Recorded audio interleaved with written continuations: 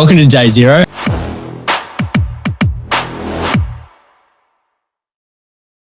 Welcome to Day Zero with Founder. Today I'm joined with Josh Phegan, the #1 real estate trainer and performance coach to every real estate professional in the country who is the #1 in their category. You're not only doing it in Australia now, Josh, you're doing it across London, Dubai. You get to go kind of everywhere now, and you've built a brand over 20 years of being the #1 in your space. Mate, firstly, thank you for coming on the podcast and taking the time. Yeah, privilege and a pleasure to be here, and very kind. So firstly, I guess there's a lot to unpack and understand because you spend a lot of time with some of the best brands, best businesses, but also the best individual agents in the country. And you get to see under the hood. You get to see how they actually tick, how do they operate their day on a daily basis, not just in work, but also outside of work that enables them to be better in the work life. And obviously working with businesses like Jealous Craig that in mergers and acquisitions, building a great culture there that's over the course of 20 years. What would be one of the biggest things or the biggest categories you've seen in shift in this industry over 20 years of now doing it?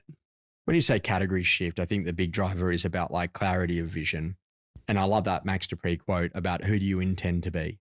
And it's really important that you think about the type of business that you want to build and the type of people that you actually want to be around. And there's a great old school quote that choose your customer and you choose your future. And really the foundational belief is about where do you actually sit in terms of your market and market presence. And so, clarity about like the founder's vision of what they wanted to go to create, getting really clear that that purpose is something that resonates with what the market actually wants, getting clear about the mission, as Alexander Phillips would say, to ensure that the marketplace is big enough for your aspirations, and then thinking about the values, about how the organization goes to breed. So when you start to think about purpose, mission, values, then that then boils down into what are the strategic advantages that we either need to develop or the strategic advantages that we should be leveraging today, whether or not that be data, relationships, experience, skill set, marketplace, brand, to make sure that we can go and play at our absolute best. And I think that the best CEOs, the best leaders, the best leading salespeople, the best heads of property management, the best buyers agents, the best people that we work with actually spend the time to make sure that they're moving and oscillating between day-to-day execution and having that overall strategic vision for excellence inside their business. And it's excellence in any moment in actually making sure that you're really clear about what you want, because every single business model comes with its own set of issues. Yep. Yeah, exactly. Where do you see, how do people manage that time? Like, is it 50-50 or is it ebbs and flows? What's the right balance of both? So when we started our business, we at a really foundational moment that I sat down with my team at the time and they defined that they wanted me to have 13 days a year to work on the strategy and execution inside of the business. And I was absolutely horrified at that concept because we were selling days at that point. And I'm like, well, how am I supposed to lose 13 days worth of income to go to do this? Like, it better be worthwhile. And what I worked out very, very quickly was that literally the time that I would spend in those 13 days of strategic excellence would make a massive difference in the overall success of the business.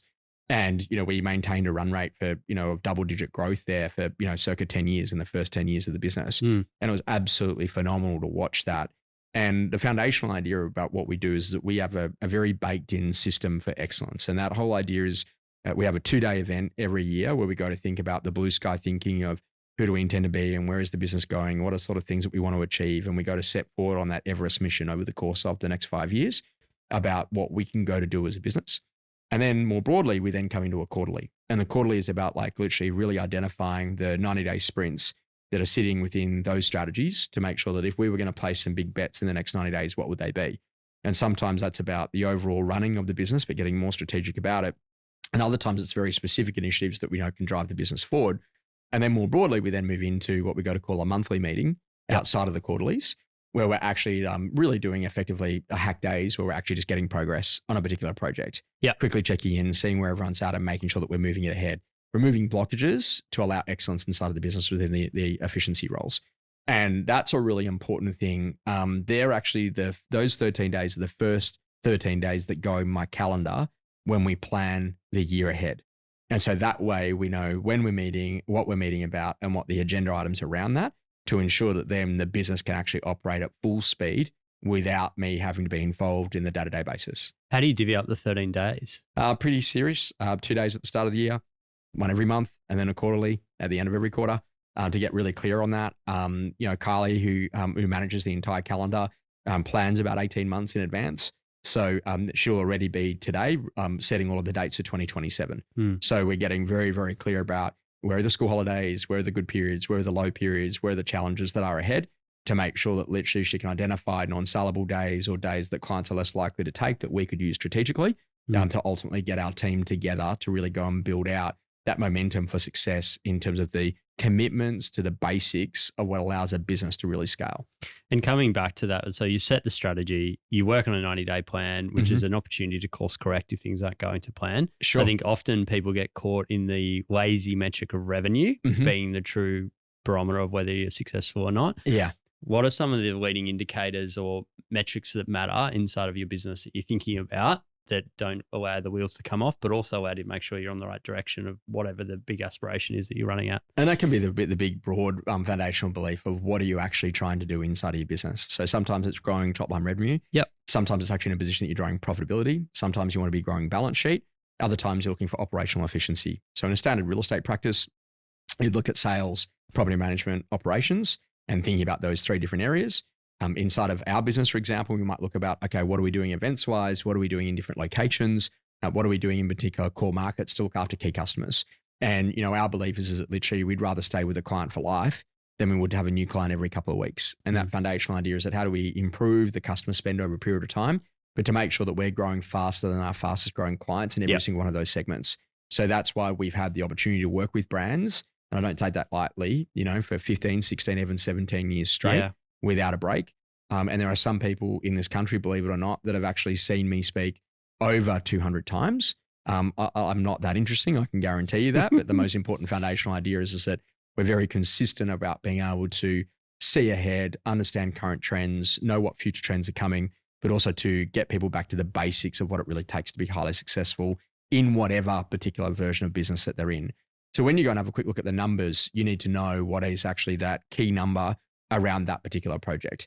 So if it's adoption of new technologies, or whether or not it's getting a new CRM in live, or being in a position that you've got a new role inside of your business and you're getting it to full capacity, like really understanding what that metric's going to look like. Do you think it varies by where you go and work? So if you're working in Dubai, does the same principles apply versus London versus here? If anything, I think what Dubai has taught us very differently is that, there's a market that's grown at 20% every year over the course of the last 4 to 5 years. Yeah. The client that we do work with there, House and House, when we first started, we were circa 50 people in a room in 2018. As we sit into 2025, 2026, that business will be at every bit of 550, if not 600 people. It's amazing. So when you start to think about that from one office location, the foundational belief is that literally Luke and Simon and James, the directors there in that business, and Charlie, were very, very clear about making sure. They said, hey, Josh, what are the foundations that we've got to get right? And we spent time around getting their purpose right, about really setting forward the mission inside of the business, and then making sure that we had a rock solid set of values that would allow us to recruit, train, develop, hire, and fire those people that are coming into the organization to make sure that those rules actually got great. And one of the things a lot of people, don't realize about Dubai is that when they actually go there, there's never a bad day of weather. So from that point of view, there's always a chance to go to the beach, and there's always a chance to go to the day club and see the DJ and go out for a nice restaurant and a long dinner if you wish to do so. So one of the values that we developed inside of the brand from day one was we work when we work. And so that whole conversation is that when we're in the workplace, we absolutely perform at our best.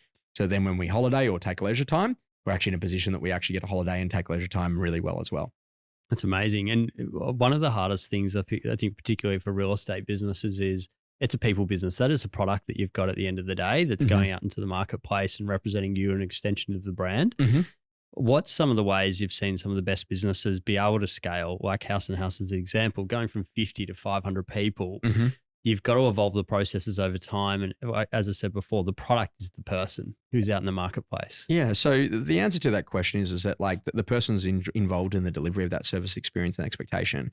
How do you make the person seriously good? Yeah. And that's actually really the productization. So what we're looking at there is that, scaling at such a fast speed actually teaches you a lot more than going slow, because all of a sudden I might have 20, 30, 40 new people that come into that organization every month. And, with the training team that we work with there, how do we make sure that they're delivering training, which is going to take people that are brand new in that market to get them to be absolute heroes in a very short period of time?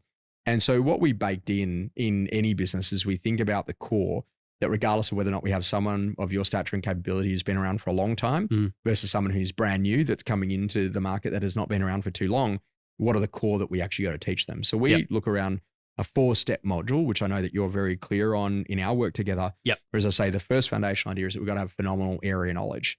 So area knowledge is really easy to get. Now you put it into the ChatGPT world and you basically say, hey, look, I need to be a real estate agent or a buyer's agent or whatever I'm going to be in this particular marketplace. Can you please identify everything I need to know about that area? I want to know where are the local schools, where's the local universities, where's the local coffee shops, where do I go for date night, where do I go for lunch? What are the types of conversations I need to have? What are the local planning regulations? Where are the expensive streets? Where are the cheap streets? What's the transportation? What are the all of that all in one go?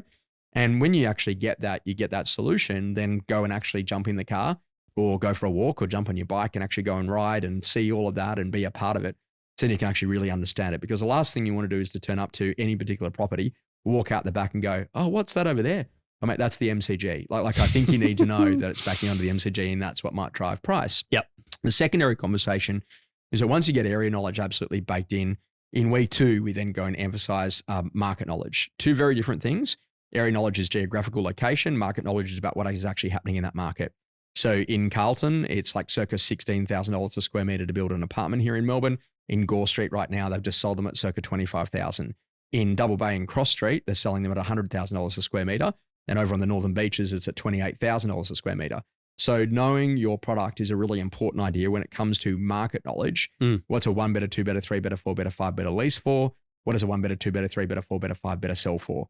Outside of that, what's happened to house price growth, unit growth, what's also happening inside of that market that we might need to be aware of. So home guarantee schemes, if we're in New Zealand right now, the re-entry of international purchases. If we're in over in Dubai, we're talking about the new golden visas that are coming out for teachers. So like there's always different government policies that either stimulate or are in a position that literally hamper a market, and you need to understand the implications of that. So for example, the home guarantee scheme introducing a whole heap of first home buyers may see tenants retreat from the marketplace, which may see landlords actually sell investment properties because they're losing tenants, and now's a good time to capitalize on the capital gain that they might have made on their investment property. So every single time you see a policy announcement, it makes a change. For area knowledge, market knowledge, we then move into what we go to call transactional knowledge. And this is the fun bit, because in Australia, we have so much different regulation. Totally by state. By state or territory. And the basic foundational idea is that, when someone says, oh, it's so good in Europe, you can go to a different country. I might try Australia. You just go to a different state, because there's a whole different set of rules and laws around how we actually go to talk about pricing, how we list a property, how we sell a property. The foundational idea on transactional knowledge, though, what makes a binding agency agreement, what makes a binding contract of sale, what actually happens if there's a husband and a wife that are on title, they're divorcing and one wants to bid at the auction. What actually happens if, for example, the buyer or the seller dies before settlement? What actually happens if the real estate agent who lists the property actually wants to buy it? So it's really important about understanding those transactional components, even, really basic things like if there's 2 offers on a property at the same time, how do we handle a multi-offer situation? So beyond area knowledge, market knowledge, transactional knowledge, we then move into what we go to call brand knowledge.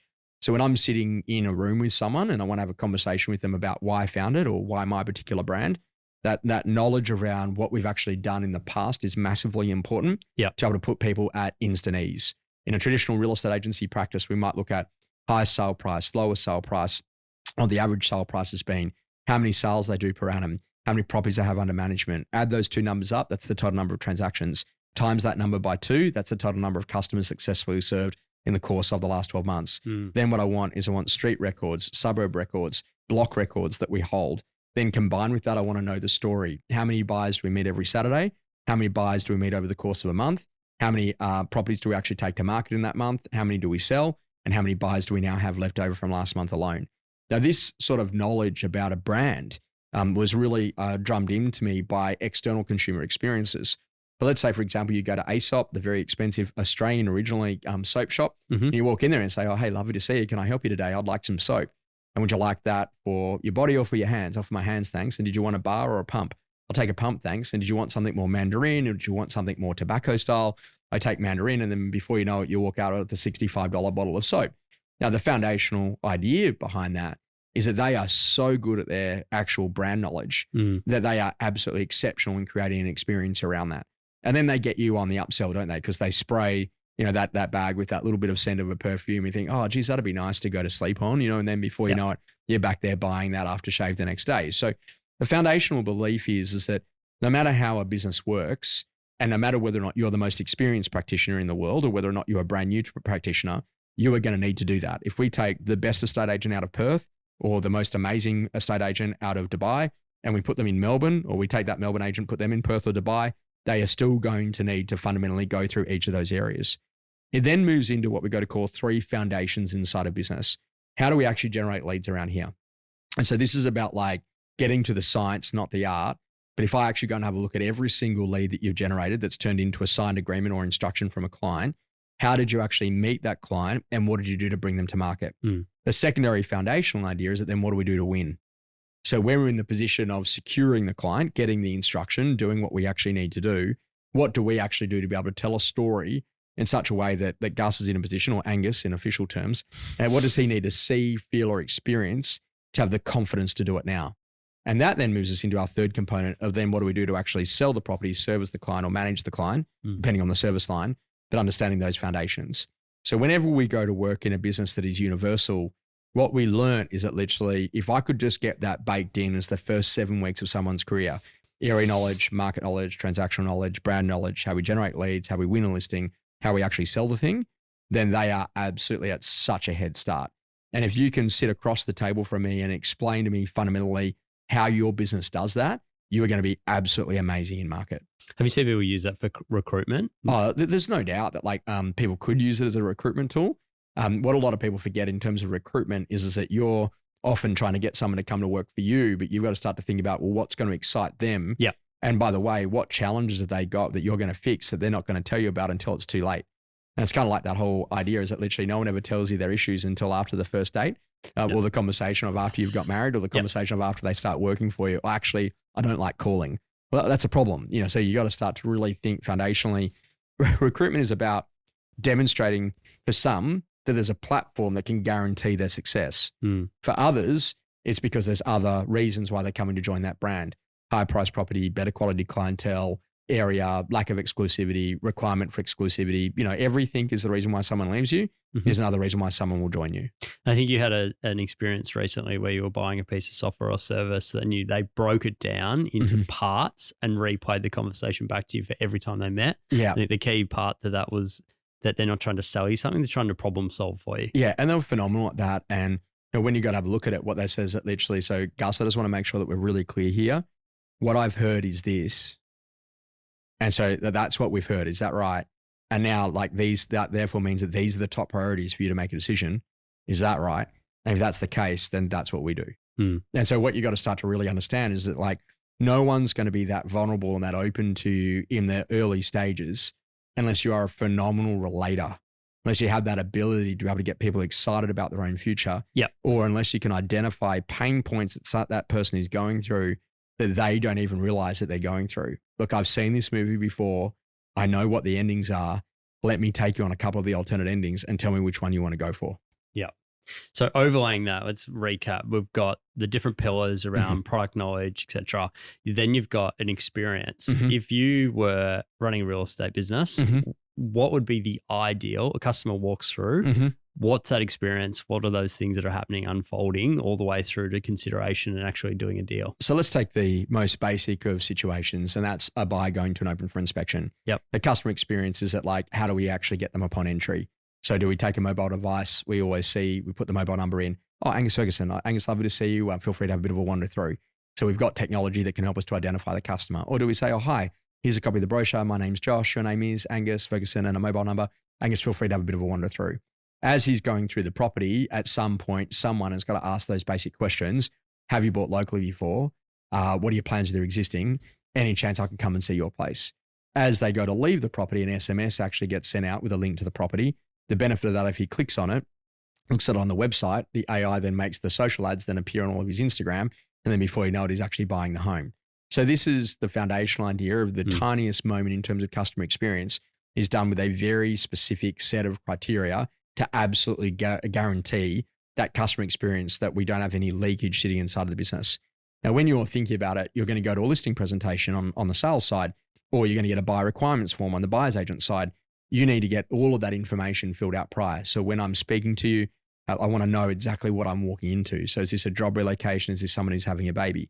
The next conversation is there any price expectation? If it is a job relocation, you're moving to Noosa, how much are you looking to spend and what do you need to get here to make that happen?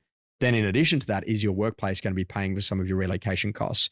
So this is about having phenomenal situational awareness, and probably the best careers at this is probably like the paramedic. And what they do really, really well is they have incredible situational awareness before they walk into the situation. So when you think about it, the car's turned down, the petrol's leaking out, there's one person in the car, there's a power pole down, there's live electrical wire. And what do? They run up to the patient at that time and they say, just before I begin, would you like to see where I'm ranked in the top 100 paramedics? and that's the problem, I think, with industry, is that we get confused with wanting to get our name out there before we actually get good. Yeah. And this is what Steve Martin, the comedian, always says. He goes, every single time someone comes to me and wants to, talk to me about their comedic career, they always say, what should my show be called? And literally, and what should I have as my Instagram handle? And what should my photo look like? But no one ever says, hey, Steve, can you teach me the core basics and the foundations of what it takes to be a foundationally great comedian? Yeah. And it comes back to the experience and the feeling that you're creating for the person at the other end of the table as well. Sure. So this is about standardization. So that customer experience is actually there. Let me give you a moment that bruises people, multiple offer situation. Hi, Angus, just thought I'd give you a quick call, mate. Turns out there's someone else who wants to buy the house you want to buy. So, mate, yeah, good luck. Ultimately, just put in the best offer that you can. Drop it into an envelope later today by 4 o'clock and we'll see how it goes. Mate, I can guarantee that's a bad Google review on all sides. Yeah. So what you want to think about is that how do you actually coach people through the moments that really matter to ensure that you're delivering that great customer experience to minimize harm, but most importantly to maximize pleasure, and that they actually felt like they had the absolute chance to know what to do to be able to go and purchase that home. Moving on to a different component of, what you've experienced over the last 20 years and how this industry is changing. Obviously found it. We've taken the big bet. We've raised close now in pre-seed funding of about $3 million. Congratulations. Thank you. Yeah. Cheers. And what that's about is what we've seen in the market, kind of similar to what we started with Real-Time Agent. At the very beginning of Bid Tracker, it was bids on a piece of paper that were going into a filing cabinet, were getting filed away. And I was like, this is crazy. There's so much great information here. If you had a centralized database and you could report it and various things, you could actually have some amazing insights. Looking at the buyer agent space, and the bet that we have taken is there's only probably about 3,000 to 4,000 actively working in the space full time. Yeah. There's 300 to 400 coming into the market every single month.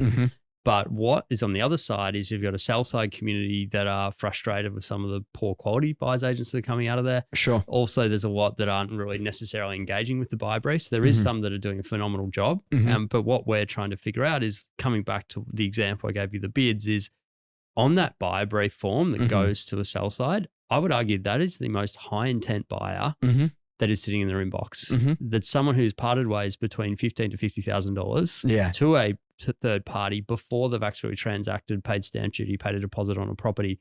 That's high intent. That is a very high intent signal.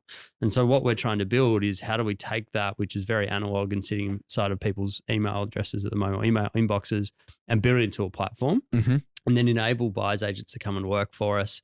What are some of the on the ground swell that you've seen that's changed over the last 5 years of buyers agents entering this space? Because I don't think it was really a conversation a few years ago. If I see another buyer's agent on social media tell me that they've got access to off-market properties, I'm just going to turn it off. And that's actually it. Where respectfully, there are plenty that do not understand lead generation. Yep. That's the first foundational idea. Yep. So what they think is a buyer and what they think is the reason why someone would use a buyer's agent is absolutely crazy. And this is a really important thing. You need to understand your market.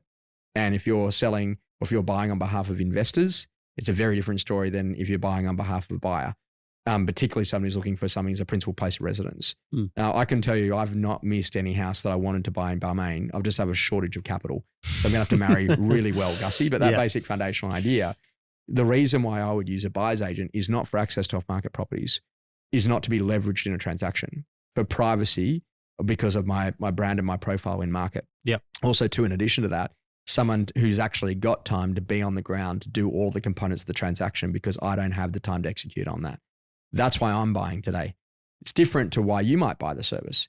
But the foundational idea is that if you think that foundationally that lead source is purely just about I'm just going to be in a position I can help people because I can get you access to off-market properties. You've already lost me in terms of your value proposition. 100%. That's why. And as markets change, by the way, some of the best buying is actually properties that have been on market for 120 days. Completely. If you're going down to the Mornington Peninsula, if you're buying, for example, in Torquay in Victoria, Palm Beach in Sydney, if you're looking at any of those locations, Mittagong, Bowral, I can tell you right now, some of the best value real estate has already been on for 6 months plus. 100%. So your market knowledge, prowess, skill set is unbelievable if you can actually understand what you actually do for the customer. And it's kind of like, oh, what does a restaurant do? Serve food. Not the case. You know, Will Garuda, when he goes to talk about that in hospitality, he goes like, literally, we were there in the restaurant and there's a young couple there with their daughter who's 21 and they're celebrating her 21st and cheersing the champagne. And over in the corner of the restaurant is a little lady who's 65 years old on her own. And there's a tear coming down from her eye. And as Will continues to go and do the service, he actually finds out that for that 65-year-old lady, that this was actually her first meal out on her own, and because her husband had actually died 3 weeks ago. Wow. And so this is the first time that she's attempted, with all the family gone, to go out on the own without, you know, someone close to her. And what she wanted in that moment was a moment of solace, that there was hope that she could still live a life on her own without having other people around her. So don't tell me you serve food. This is the foundational idea of really understanding the jobs that you do for the customer. And this is about that whole idea about, you know, Chanel sells the moment of arrival. Harley Davidson sells the freedom machine. You know, if you think about it, Nike sells that you feel like you're an athlete and you're Usain Bolt when you get out there. Yeah. I've seen you run, you know, like you start thinking about that idea. Yeah. And that it must be at a much greater, deeper purpose. And you need to understand why you do what you do and when you do it, and why it foundationally matters, so that then the consumer can actually see significant value in what it is that you do. And I think that literally the buyer's agency space is incredible. There are some amazing operators that have been in this era over the last 2 decades. Agree. And what you work out very, very quickly is the distance between those that are seriously great and those that are just beginning a career could not be greater. But yet on social, it might look like they're similar.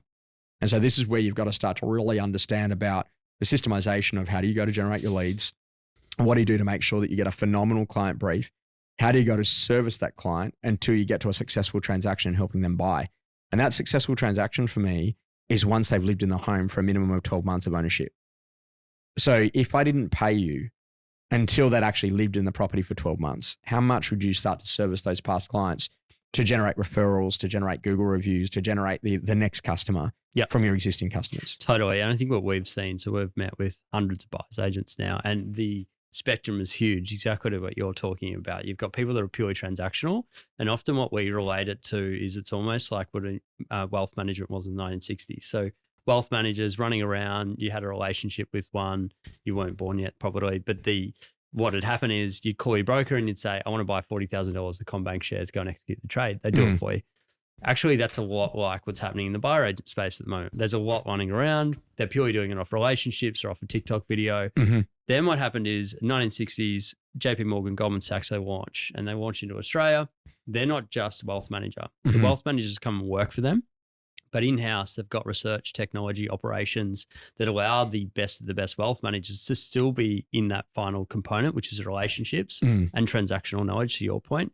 But at Headco, research, technology is all powering the decision-making power of not just a wealth manager, but by extension, their client base as well. And so that's the same philosophy that we've taken with Founder is, okay, who are the best wealth managers, aka buyers agents that are out in the space? And how do we give them the best-in-class research, technology, and marketing to help elevate them? And by association, their clients have a better experience as well. And some of the data that we've figured out is like right now, and if you think about it like this, 20 years ago when you bought a property, it was a $100,000 transaction. On average, you could repay that mortgage in 6.5 years. That were the facts. Fast forward today, that same asset is probably a multi-million-dollar decision and a 25 to 30-year mortgage commitment. Yet 20 years ago, you bought on 3 comparable sales. Today, you're still buying 3 comparable sales, but the stakes are infinitely higher. And it's crazy that the process hasn't changed at all. So the role of the buyer's agent, as we see it, is like that transactional knowledge to actually help you, but also make sure you buy the right property for the right price. What are the motivators? Why do you want to buy that property? And it could be completely unrelated to financial. But also too, like negotiation leverage, like understanding how to leverage an agent, like who's a good agent, who's a poor agent, and what's their style. So I know, for example, that there's an agent in Sydney that if he lists a property, if I do not declare my interest by day 8, there's no way I'm getting a lick in there of a chance to even buy it.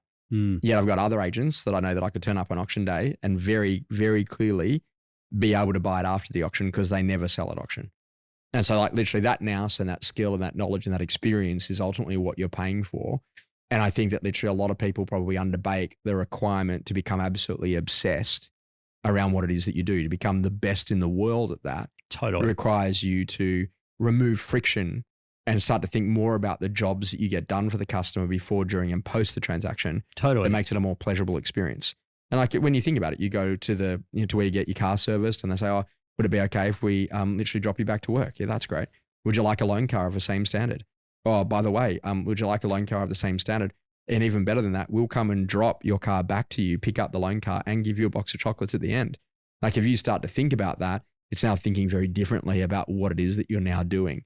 And so this is about like really thinking to do things in a way that the customer actually values what you do, and that they see significant value that they would actually pay for because it's that good. Moving the conversation away from what is inside the business to more, you work with some of the best professionals out there, Alexander Phillips as an example. It's, as we know, it's not just about what they're doing 9 to 5 or whatever hours they're working. It's also about what happens pre-work, the launch, and how they also land the ship as well. What are their rituals and rhythms outside of the workplace that enable them to be great at what they do? What are some of the insights you've seen of people, how they structure their week in the right way that has that right balance that also allows them to live a better life as well? Well, the most important foundational idea is to understand the era of the life that you're in. So the American time use case study is amazing on this, because like it goes to show you that like up until like certain ages, you're really spending a lot of time with your parents, siblings, and family. But circa 21, you practically never see them again. Literally you see a lot of time with friends up until you're like 23, 24, 25.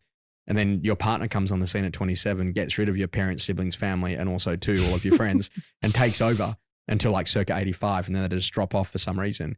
And then your children come into your life, maybe circa 27, stick around until like 48. And then all of a sudden they just drop away. And then all of a sudden it's like you and your partner left, and some people get confronted by that. So they change partner and all of a sudden start another wave of kids. Or that next conversation is that then ultimately you're spending a lot of time with work colleagues who drop off at 60. But literally what you are seeing in the human population is that we're spending more and more time alone. Now, why this is important when you start to think about the rituals and routines, what you've got to realize that literally what can you do and what can't you do? Dip Chidiak has got a foundational great belief on that. He's an exceptional agent, 200 plus transactions a year in the inner west of Sydney. And he said to me, he goes, right? Yeah, yep. he said, hey, Josh, I just don't want to be in a position that I have kids and not see them. So I'm going to be in a position that circa 5:15, Monday through Friday, I'm at home with my kids and my wife to make sure that we have a great family life. Now, in order to do that, there are going to be some sacrifices about the way that I work, of what time I get up in the morning, how I exercise, how I work, the types of things I do, how I connect with my kids before they go to school, and the environment that I'm creating for my beautiful wife, Steph, to be able to drop kids at school and do some of those things, but still have an incredible role in our business. She's incredibly intelligent, to be able to go and make the business sing. And then ultimately when Steph steps away at 2:30 or 3 o'clock to go and pick the kids up from school, they actually have someone who comes and assists them at home between 2:30 and 6 p.m. every night to make sure that the kids are settled down, the schoolwork, homework's done, everything's organized for dinner, the house is at its best, so that literally they can have a really peaceful family life. Now, if you think about that in terms of ritual and routine, you might think that's extreme, but I can tell you what, if you want to do 200 plus transactions a year, that's probably what's going to be required. Now, if you think about the foundational belief, really what we do is we have this ability to be able to renew our energy, and that diet, exercise, and sleep, thinking about what you do in terms of a mental task list, writing out the clarity of the things that you need to get done today, thinking through that, okay, great, now that I've got that, what am I doing to make sure that my emotional energy is absolutely at its best? And then thinking very clearly that I've actually got a clear set of values-based energy, because when I'm in alignment with my values, it doesn't burn energy. Now, why this is an important idea is that your physical energy is the quantity of the energy. So if you're in a position that you're physically, doing a lot and you're exercising, you've got a lot of quantity of that energy, but the emotions are the quality. So if you're in a position that emotionally you're not feeling great or something's dragging on you, you can have a lot of energy, but it doesn't go far because it's quite heavy. So the job of what high performers do is that they realize how to set up rituals and routines that allows them to be more powerful. So as an example, Alex and I are very similar. We've hung around each other for a long period of time. One of the key things is that literally what would be common in my view is that we would probably both go to bed early. We'd probably both wake up early, and we run really, really hard for circa 42 weeks of the year. Yeah. And the other 10 weeks are incredible holiday periods. But if you go to think a little bit about that, there is a sacrifice. Shortly, I think Lenny Kravitz is going to come and play in Australia. I'm like, I'd love to go see Lenny Kravitz. And then I'm like, nah, he's not on until 8 p.m. which means he's not really on until 10, which means I'm not really home until 12. Yeah. I'm not watching it. I'll see it on TV. Yeah. Now, it's not that I don't want to go and see that or Oasis or Fred Again or whoever's coming out, but the most important foundational idea, it's in core work time. So it's not something that I can do. Now, I'm not saying that that's not fun and don't work out where the fun parts of your life are. Like I just love fundamentally playing the game of business. Yep. And this is the greatest sport in the world. Agree. Where you get to assemble the best team, go against the toughest competition, and then you actually get to win.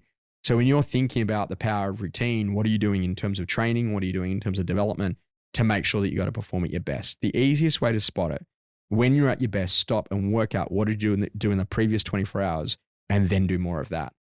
So if I ate well and I had plenty of good water and I exercised well and I had clarity of direction and I was emotionally on track and I built great relationships and I listened to good music and that allowed me to perform at my best, then that's what I've got to do more on a more regular and consistent basis. Inside of your year, at what point do you do professional development for you? I don't reckon it stops. Okay. So literally every day I'll do reading as much as possible. I read for market knowledge, particularly in the AFR, about what's actually happening in a market. I just did an AI conference on the weekend for about 3 or 4 hours to learn about some developments of what that particular product is coming out and how we might have that as a use case inside of our business. I'm looking at really specific things that I want to go and read. So I try to make sure, I love it. Most people in Australia, about 1 hour and 48 minutes on social media per day. Yep. About 1 hour and 38 minutes of that is watching video. Yep. So I've put a challenge that for every minute on social is a minute I've got to read of a book. You should see how quickly the social time's reduced. But that basic idea is that literally I can mark my words here. Those that will be the most successful in the next decade are those that literally can discipline and focus their mind to the things that really matter.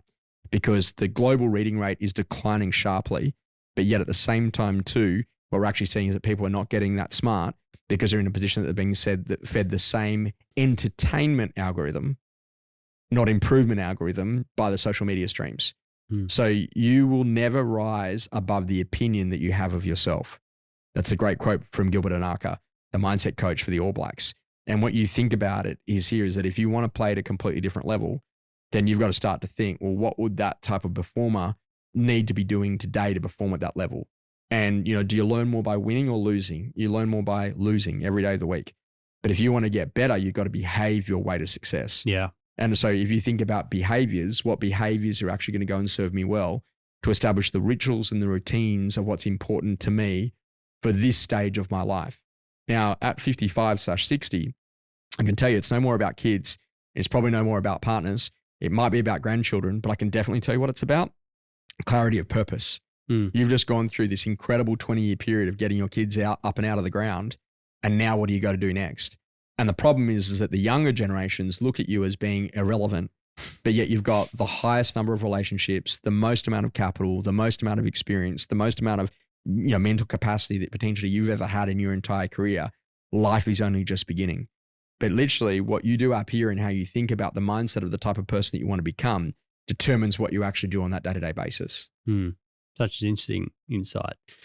Last week, we're about to wrap up. I've got 2 more questions for you. One is, we're incredibly fortunate to have you as an advisor in the business. And a part of Day Zero is actually sharing some of the insights behind the curtain of some of the things as we transform the business over time. Yeah. What's one of the learnings or things that you've kind of seen inside of our business where you've seen the development of something where you've gone, that wasn't there 6 months ago, and you've actually listened to me and put that into the business? I think the foundational idea and the thing that I love the most is that, you're very open and vulnerable. Hey, which part of this is just not working?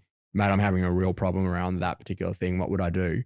And what you're really good at is working to just throw a couple of different solutions up against the wall. Yep. And then identifying where you can go and chase that one. Yep. And so I've seen that specifically about understanding the business model, understanding the business case, understanding the technology case, understanding the brand fit, understanding the types of operators that you want inside of the brand. Yep. And then needing to change course on 1 or 2 of those things from where the initial brief might have been, because you've actually found a better way to actually make sure that it's going to be a more sustainable business, but a better quality business for those that get involved. Yeah. And I think that when you're an advisor, sometimes you'll see things like when you first showed me Bid Tracker and you're like, oh, cool, it's an electronic bidding form. Great one, bro. And then to see where that went. Yeah. It's like, I didn't necessarily see that at the time. But I think that very luckily, I think that I've been with you in 1 or 2 of the inflection moments where you either went left or you went right. and you made a phenomenal decision to go to get that right. Yep. Which is, and I was just lucky I happened to be there with you that day when that was happening. Yep. To go, I think that's an absolute winner. And, some of the things that you're set to announce, Yep. I think will be fundamentally game changers for what actually happens in this space, 100%. not only across Australia, but more globally. 100%. And even people that like, I know, but you're like, have you thought about talking to this person? I'm Yes. like, oh yeah, we know that person. We should Yes. actually go, they'll have the answer. Yes. What are we doing here? We're sitting around with 4 or 5 of us trying to get the answer out of us sitting Yes. and found it. Just having that external advisor to be able to be like, actually open up and lift your head a little bit broader to look around at different perspectives you can get from people as well. And that's understanding that like everyone's been on a journey, but just in different businesses. Yeah. And there are some specific things that you can tap into: knowledge, skills, experience, expertise. Yep. And it's usually a quick phone call or an SMS away. 100%. And I think the other thing that's been interesting is, the last business, we didn't really ever establish values. Yes.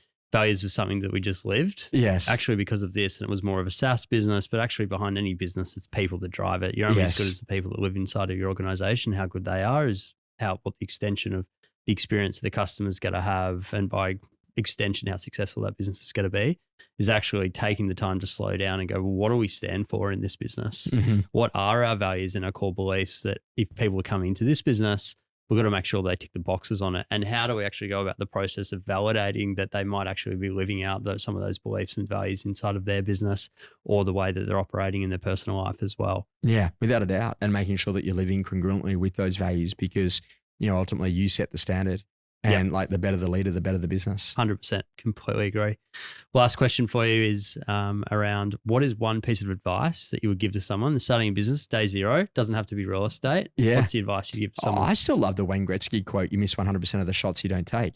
Don't ask, don't get. Yeah, like this is the interesting thing. I've read plenty of books, and I read a great book called Cut to the Chase by Stuart Levine. And I thought, that's a cracking book. And so I reached out to Stuart and I said, hey, you wrote a great book. I'm going to be in New York. Any chance you want to go for lunch? Yeah. And he's like, no one's ever asked me that before. I No said, way. well, they have now. He's like, what made you think you could just ask an author out to lunch? And I said, I didn't know you couldn't.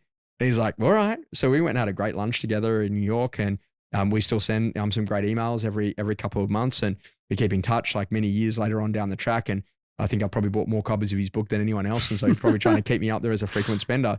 But, this is that whole idea, is that literally no one gets out of life alone.